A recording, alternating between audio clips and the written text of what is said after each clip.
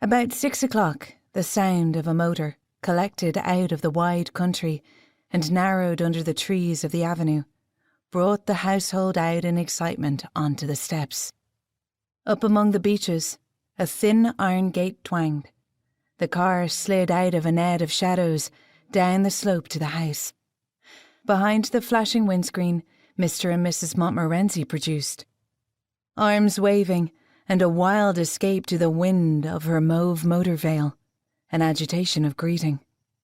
They were long-promised visitors. They exclaimed. Sir Richard and Lady Naylor exclaimed and signalled. No one spoke yet. It was a moment of happiness, of perfection. In those days, girls wore crisp white skirts and transparent blouses clotted with white flowers. Ribbons threaded through, with a view to appearance, appeared over the shoulders, so that Lois stood at the top of the steps, looking cool and fresh.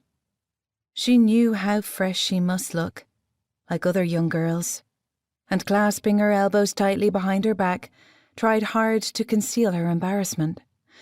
The dogs came pattering out from the hall and stood beside her. Above, the large facade of the house stared coldly over its mounting lawns. She wished she could freeze the moment and keep it always. But as the car approached, as it stopped, she stooped down and patted one of the dogs.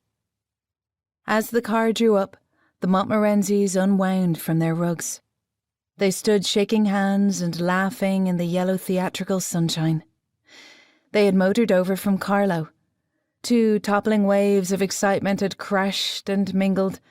For moments everybody was inaudible. Mrs. Montmorency looked up the steps. "And this is the niece?" she exclaimed with delight. "Aren't we dusty?" she added, as Lois said nothing. "Aren't we too terribly dusty?" And a tired look came down at the back of her eyes at the thought of how dusty she was. "She's left school now," said Sir Richard proudly.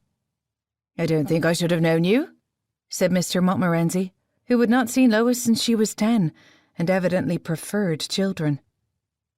"Oh, I think she's the image of Laura." "But we have tea waiting. Are you really sure now you've had tea?" "Danielstown looking lovely. Lovely. One sees more from the upper avenue. Didn't you clear some trees? The wind had 3 of the ashes. You came quite safe. No trouble. Nobody at the crossroads? Nobody stopped you? And you are sure now about tea?" continued Lady Naylor. "After all that? Look, it's coming up now." "No, Francie, don't be ridiculous. Come in now, both of you."